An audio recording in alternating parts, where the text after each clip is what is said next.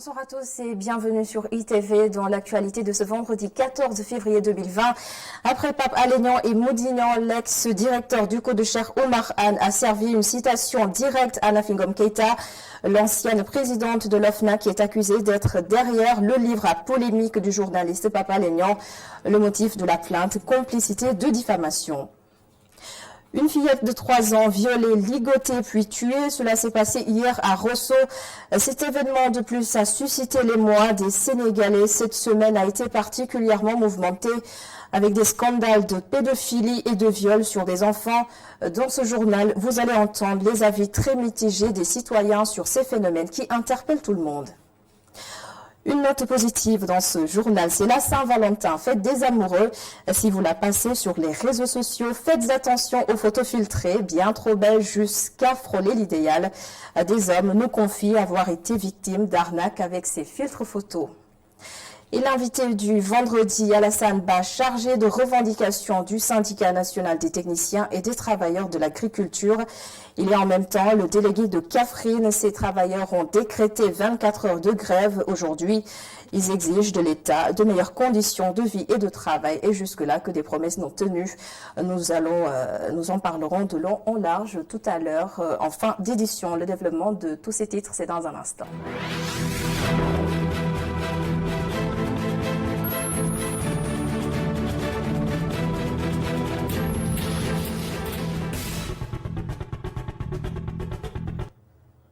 Scandale au cœur de la République. Ce livre à polémique du journaliste Pape Alé Niang lui a valu une plainte ainsi que son confrère et préfacier Modignan.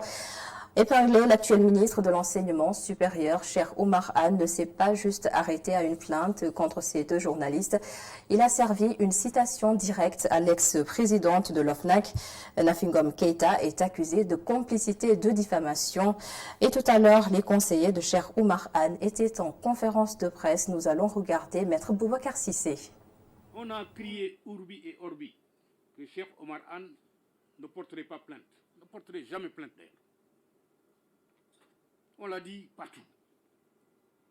Mais depuis que M. Anne a réagi, a déposé une plainte, parce que simplement la citation directe en police correctionnelle qui a été servie à M. Modignan et à M. Pape Alé Niang est une plainte qui saisit directement le tribunal. C'est-à-dire, nous, on ne passe pas par le procureur, qui, dans le cadre de ses prérogatives, peut ordonner l'ouverture d'une enquête qui va traîner pour nous. Nous estimons qu'il y avait lieu de citer directement les mises en cause devant le tribunal. Et tout récemment, notamment hier, nous avons servi une nouvelle citation directe à Mme Nafi Ngom Keïta pour complicité de diffamation. Parce que nous estimons qu'au regard des éléments qui sont dans le dossier et qu'au regard des éléments dont nous disposons, que M. Pape Alé Niang et Modignan n'ont pas pu écrire ce qu'ils ont écrit sans l'aide et l'assistance de Mme Nafi Ngom Keïta, qui, j'espère bien, aura le courage de comparaître à l'audience. Encore une petite fille violée. Elle n'avait que 3 ans. Elle a été ligotée puis assassinée. Cela s'est passé hier à Rosso.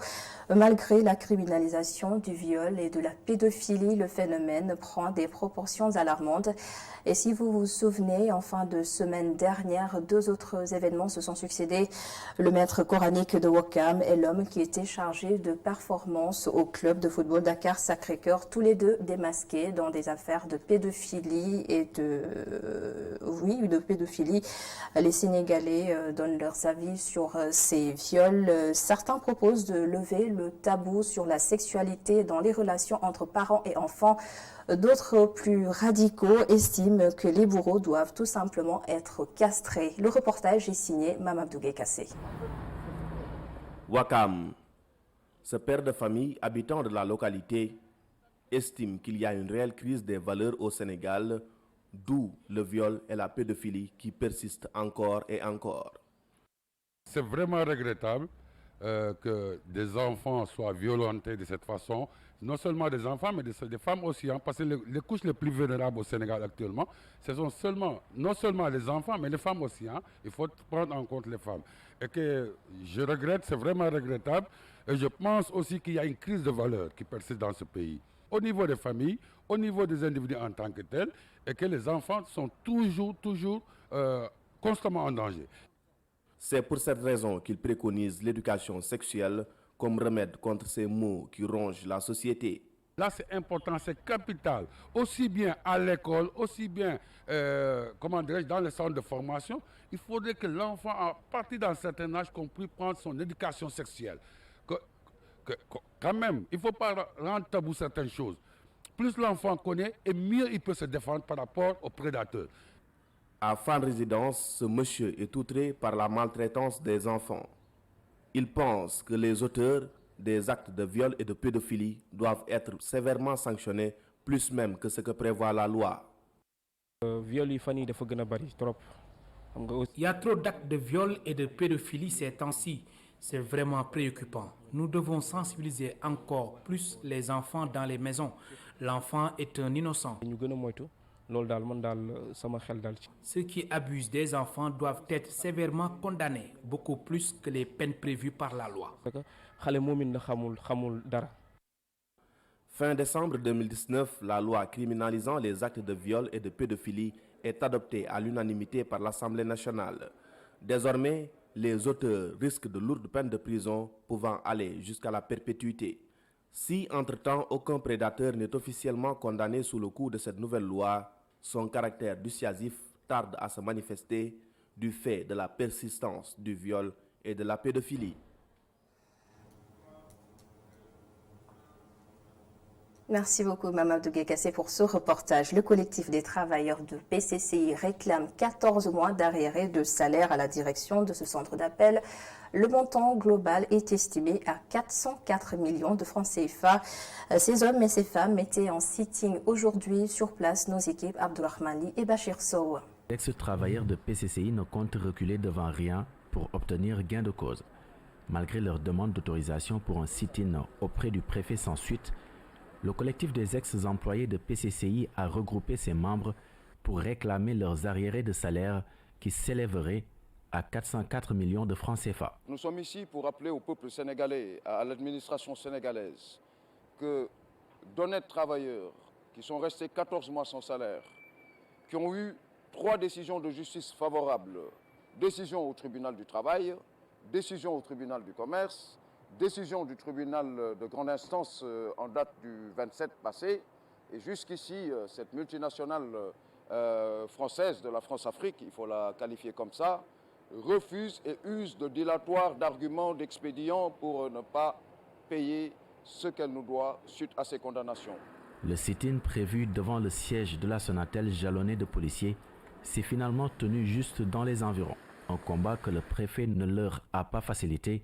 Nous avons adressé une demande en bonne et due forme que je vais vous montrer là et qui a été déchargée par le préfet, par l'administration préfectorale, excusez-moi. D'accord ? Et nous n'avons même pas eu de réponse. C'est symptomatique, comme vous pouvez le constater, des dérives démocratiques qui interviennent dans ce pays. Nous le notons et nous nous chargerons de régler nos comptes avec monsieur le préfet parce qu'il a un devoir de nous revenir. Conséquence d'une série de carences, selon le président du dit collectif. En l'occurrence de la préfecture, les carences du ministère du Travail qui n'a rien fait jusqu'ici pour cette affaire, les carences d'un ministre de l'Emploi qui n'ose même pas faire une déclaration sur ce dossier. Un groupe de manifestants qui ne compte pas s'arrêter en si bon chemin et qui réclament justice. En plus bref, au lendemain de la sortie des travailleurs du pétrole et du gaz pour annoncer une grève motivée par une dette de 200 milliards reportée par l'État du Sénégal, le ministère des Finances et du Budget réagit. D'après l'autorité, la dette de l'État au titre des parties commerciales est estimée à 97 milliards de francs et elle a été totalement réglée en 2019. Et pour ce qui est des autres dettes, elles seront progressivement épongées. Il y a aussi la SAR, la Société africaine de raffinage, qui dément les rumeurs selon lesquelles il y aurait pénurie de carburant sur l'ensemble du territoire national. Les responsables déclarent qu'il y a suffisamment de stocks dans le pays pour assurer un approvisionnement correct du marché. Le 4 février dernier, de violents heurts avaient éclaté à Saint-Louis entre pêcheurs et forces de l'ordre. Depuis lors, 2 responsables de l'association des pêcheurs artisanaux sont entre les mains de la police. Il s'agit de Makumba Dieye et Yam Dieye et aujourd'hui, leurs collègues exigent leur libération. Ces 2 hommes sont accusés d'être les principaux instigateurs de ces événements. Le porte-parole des pêcheurs artisanaux, Yaye Meïssa Dieye, s'est entretenu avec Momar Adessian, notre correspondant à Saint-Louis. Nous voulons vivre en paix à Guet-Ndar.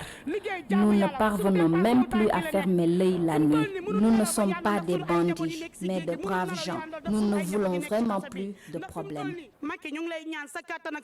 Nous sollicitons l'intervention du chef de l'État afin de trouver une solution définitive à la situation des pêcheurs.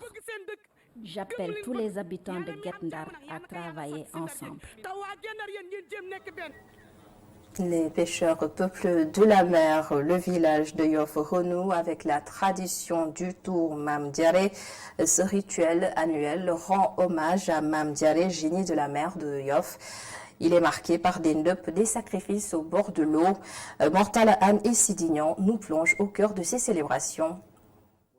Comme chaque année, le village traditionnel de Yoff vit au rythme du tour Mam Diaré pendant une semaine.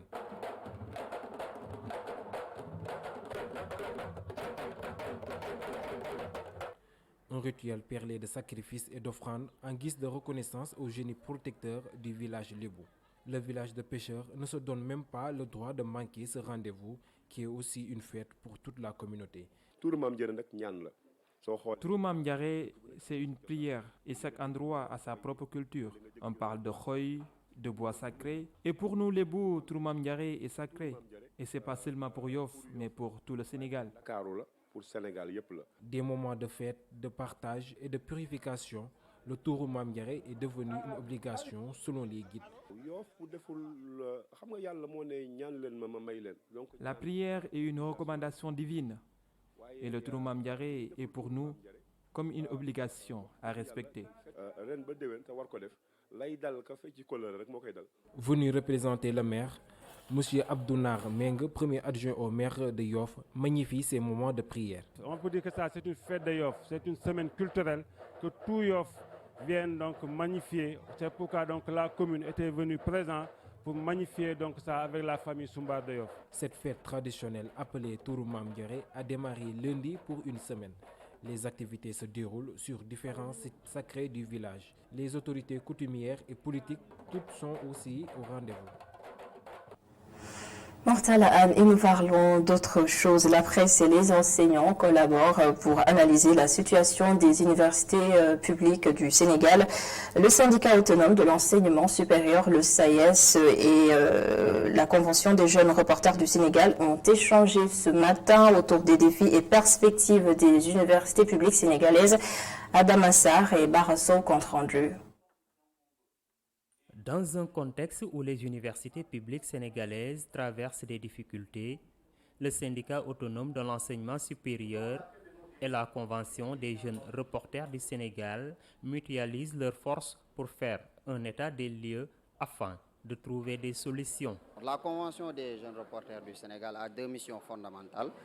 La formation initiale en donnant des bourses à de jeunes journalistes et la formation continue. Et cette activité entre dans ce champ d'intervention de la Convention qui se tient dans un contexte bien particulier d'orientation ou d'affectation, selon le secrétaire général du SAES, des nouveaux bacheliers. Nos universités publiques ont-elles la capacité d'accueillir tous les nouveaux bacheliers de 2019? Voilà la question de base. La décision de l'État du Sénégal d'orienter l'ensemble des nouveaux bacheliers dans les universités publiques sans mesure d'accompagnement aurait fait empirer la situation. Mais c'est une situation qui est très difficile quand même, compte tenu du fait, comme nous l'avons rappelé tout à l'heure, cette mesure brutale qui a été prise par les autorités donc, de notre pays de décider donc d'orienter tous les bacheliers qui le désirent, en tout cas dans les universités publiques. Face à de telles difficultés, des solutions sont préconisées. Mais la solution, je pense que nous avions à l'époque, au mois de septembre, nous avions indiqué une direction à suivre. Entre le mois de septembre et aujourd'hui, se sont écoulés 6 mois pratiquement. Pendant ces 6 mois, si tout ce qui avait été retenu et toutes les directions qui avaient été indiquées, on les avait suivies, on n'en serait pas là aujourd'hui. C'est ça la triste réalité. Cet atelier de mise à niveau des jeunes reporters sur 2 jours sera l'occasion pour les journalistes et les enseignants de faire un diagnostic sans complaisance des universités publiques sénégalaises. Une note santé, la couverture maladie universelle officiellement lancée à Diamniadio.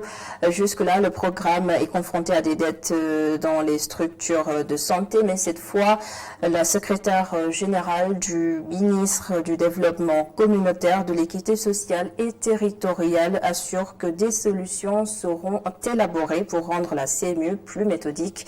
Elle s'appelle Rachel Kouli et elle répond à Babacar Seck. Il était important, au bout de 7 ans, de déroulement, qu'on puisse s'asseoir, de voir, comme pour toute évaluation, ce qui a marché et pourquoi, ce qui a moins bien marché et pourquoi aussi, et ce qui n'a pas marché du tout. Donc pour voir et puis repartir sur de nouvelles bases pour bâtir ensemble un système de sécurité sanitaire viable et soutenable. Alors, il y a beaucoup de choses qui ont marché. Mais comme je l'ai rappelé tout à l'heure, il y a beaucoup de contraintes aussi. Et vous n'êtes pas sans savoir, on voit tout le temps dans la presse la dette due par l'agence de la CMU aux structures de santé, le ciblage aussi pour les initiatives de gratuité, l'appropriation par les communautés des mutuelles de santé, autant de problèmes, autant de difficultés qui sous-tendent aujourd'hui et qui motivent l'évaluation de ce programme, cet important programme. Donc nous allons ensemble essayer de regarder le programme couverture maladie universelle comme il existe aujourd'hui et nous allons aussi, au bout de cette évaluation, définir des bases qui nous permettront de mieux rendre performant ce programme pour les bénéfices de la population sénégalaise. Et nous en arrivons à la Saint-Valentin, célébrée aujourd'hui, la fête des amoureux. Mais attention aux filtres photos qui ont fini par chasser le naturel. La Saint-Valentin est aussi fêtée sur les réseaux sociaux. De belles photos publiées à l'occasion. La suite, un coucou, un rendez-vous peut-être. Et bien des hommes disent avoir été victimes de déception. Ils se sont laissés emporter par la magie des filtres photos. Leurs témoignages recueillis dans ce reportage signé Mortal Anne et Mafalfal. La beauté est incontestablement l'un des facteurs qui détermine le choix d'une personne. Mais aujourd'hui, l'authenticité de cet élément n'est plus garantie par ceux qui se découvrent à travers les réseaux sociaux. Beaucoup de femmes et de jeunes filles aujourd'hui ne postent plus de photographies d'elles sans passer par les filtres de certaines applications qui leur permettent de paraître plus belles. Ça aide la fille à avoir plus de confiance en elle, mais il ne faut pas abuser. Maintenant, on remarque de plus en plus que les filles, elles utilisent le Photoshop. Elles aiment trop se maquiller, elles utilisent beaucoup plus le maquillage. Donc, la majeure partie, elles n'ont pas confiance en elles. Donc, du coup, après, tu vois que les hommes qui les approchent, la majeure partie, c'est seulement parce qu'elles ont utilisé ces applications-là ou bien elles ont mis énormément de maquillage. C'est seulement cela qui les attire chez ces filles-là. Une arnaque pour certains garçons, souvent déçus lors de la première rencontre, les yeux dans les yeux. Photofit, c'est dangereux, hein? Parce que là, on voit beaucoup de filles sur Snap, elles sont bien maquillées et tout. Après, quand tu les vois en réalité, c'est des arnaques. Une grosse déception, une grosse défaite orphelin même. C'est vraiment une déception pour nous maintenant. Ça m'est arrivé d'en vivre une. C'est une amie que j'ai rencontrée dans les réseaux sociaux. La rencontre a été un peu comme une douche froide. Mais pour moi, c'est vraiment, elles n'en ont pas besoin en fait. L'important, c'est vraiment ce qu'elles reflètent et ce qu'elles ont à l'intérieur. Se faire belle grâce à des artifices qui ne dénaturent pas, c'est le rêve de beaucoup de garçons qui sont souvent tombés dans le panneau.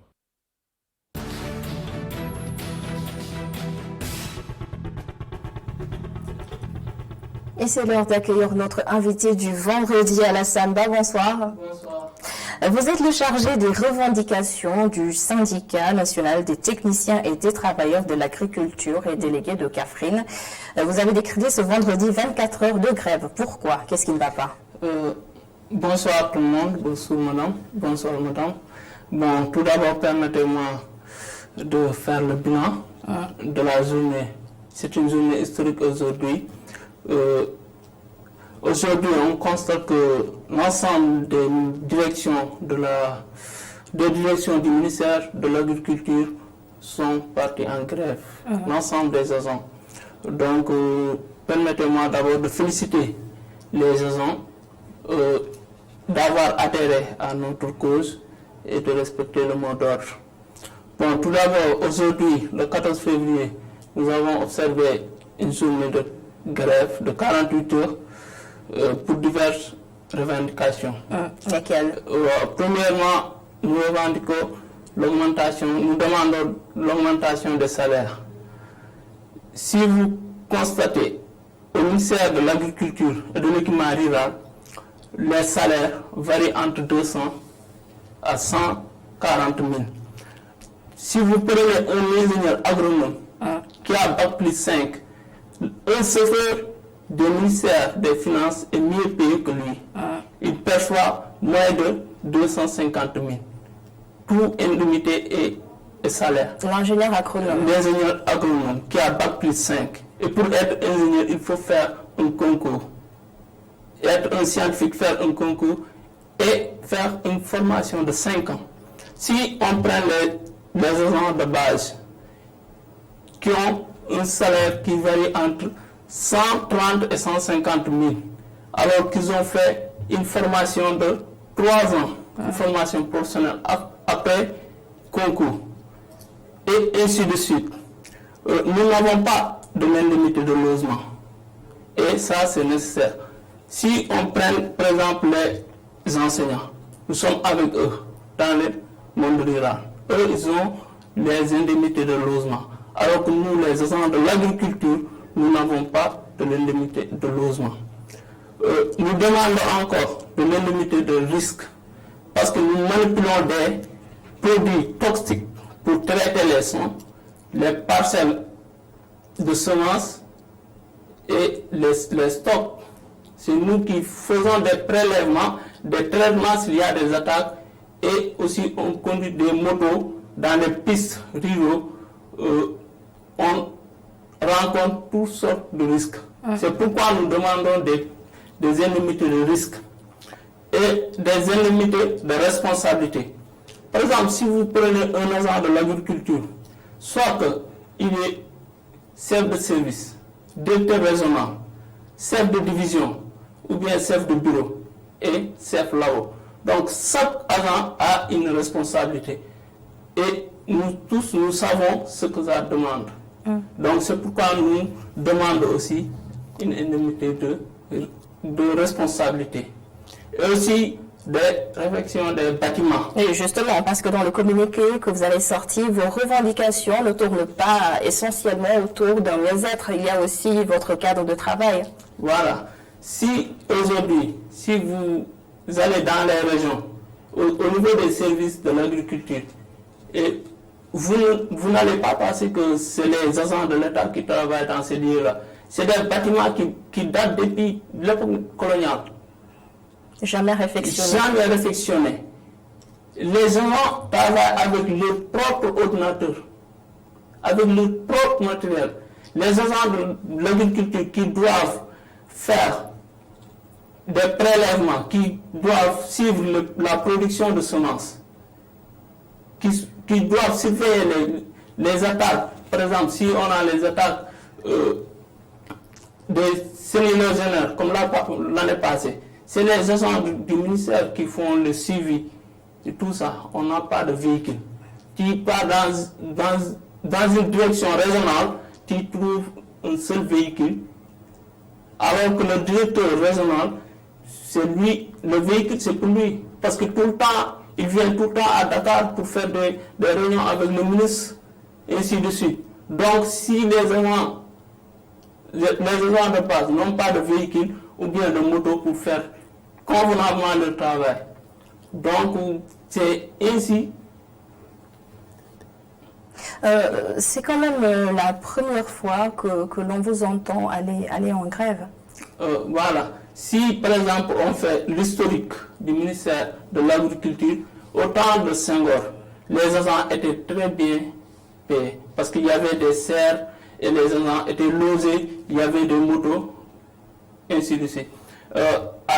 Avec l'époque de Abdou Diouf, il y a eu l'avènement de Sodeva. Après, quand on a dissous le Sodeva et l'ONCAD, ils ont créé la Sonacos et les agents de l'ONCAD qui étaient déversés à Sonacos. Donc, ils étaient toujours très bien payés. Et en 2000, on a créé les DRDR, les Directions Régionales de Développement Rural. C'est à partir de là qu'on a pris les agents, au lieu qu'on les loge au niveau des communes, au niveau des arrondissements, maintenant on les amène au niveau départemental ou bien au niveau régional. Maintenant, depuis temps Abdou Diouf, jusqu'à présent, il n'y a pas eu d'augmentation de salaire. Il n'y a pas eu d'indemnité ou rien. Avec Abdoulaye Wade, il y a eu beaucoup de disparités entre les traitements salariales des agents de l'État. Maintenant, on constate aussi... Mais là, vous avez perdu vos acquis ou quoi? Bon, non, nous avons rien perdu. Par exemple, si depuis temps Senghor, on paye un agent 150 000, jusqu'à présent, le salaire n'a pas évolué. Ça n'a pas évolué. Ça n'a pas évolué. C'est comme ça. Le salaire n'a pas évolué depuis lors. Et le temps d'Abdoulaye Wade, nos aînés ne sont pas aussi bâtis. Il n'y avait que des anciens qui étaient au ministère de l'Agriculture. En 2016, le gouvernement de Macky Sall a recruté plus de 50% des agents qui étaient. Parce qu'il a recruté 400 agents, alors qu'au ministère, il n'y avait que 400. Donc maintenant, on est presque 800 agents au niveau du ministère. Mais est-ce que ce n'est pas un peu paradoxal quand même, avec tous ces milliards qui sont injectés dans le secteur et ces travailleurs sont là aujourd'hui à décréter un mouvement de grève pour mauvaises conditions de travail? Voilà. C'est une question. Vous avez poussé là où ça fait mal. Par exemple, si aujourd'hui on prend le ministère de l'Agriculture qui a un budget de 152 milliards, alors que prestations et salaires, ça ne fait même pas 2 milliards. Si aujourd'hui on prend tous les projets et les programmes qui sont au sein du ministère, alors figurez-vous qu'un opérateur de saisie au niveau des projets qui sont dans le ministère a beaucoup plus, perçoit beaucoup plus qu'un ingénieur agronome. Alors, oui, si c'est de l'injustice. On est dans une injustice qu'on ne peut pas qualifier. L'année passée, en 2019, le ministère de l'Agriculture et de l'équipement rural avait un budget plus de 200 milliards. Et les 200 milliards, où sont passés les 200 milliards? Parce que dans les régions, nous n'avons depuis 2012 jusqu'à présent, il n'y a pas eu de véhicules, il n'y a pas eu de motos. Cette année, ils nous ont doté des motos, mais c'est des motos pour les enquêtes agricoles. Et c'est les enquêteurs qui ne sont pas des fonctionnaires qui bénéficient de ces motos. Maintenant, le directeur des statistiques a sorti un circulaire la semaine passée pour dire après les enquêtes, il faut qu'on récupère les motos pour donner ça aux agents, pour remettre ça aux agents, pour qu'ils puissent faire le travail avec. D'accord, très rapidement. Aujourd'hui, c'était la première journée de grève. Maintenant, quelle est la suite de votre plan d'action? Voilà. Maintenant, on a un plan d'action durant tout le mois de février. Si le ministre ne réagisse pas, la semaine prochaine, nous allons décréter 72 heures. Et les 72 heures, il n'y aura pas de rapport. Et s'il n'y a pas de rapport, le ministre ne pourra pas faire le point au Conseil des ministres. Parce que c'est nous qui faisons le travail. C'est nous qui faisons le suivi de la campagne de commercialisation, l'analyse des semences, le prélèvement des échantillons. Et tout ça, c'est les agents de base qui font tout. Maintenant, si le ministre ne réagisse pas, la semaine prochaine, il n'y aura ni de rapport au niveau des services départementaux et des services régionaux et il n'y aura pas de résultats. Nous n'allons pas donner de résultats de labo et les stocks de semences et aussi nous allons bloquer les rapports de commercialisation de l'arachide. D'accord. Merci beaucoup Alassane Ba, merci d'avoir répondu à notre invitation. Je rappelle que vous êtes le chargé des revendications du Syndicat national des techniciens et travailleurs de l'agriculture et délégué de Kaffrine. Merci également à vous d'avoir suivi ce journal. C'est la fin. Le retour des infos à minuit, Duke Pribari avec Omo Khairi Bass. Je vous donne rendez-vous demain à 19h45 pour le journal. Bonsoir à tous.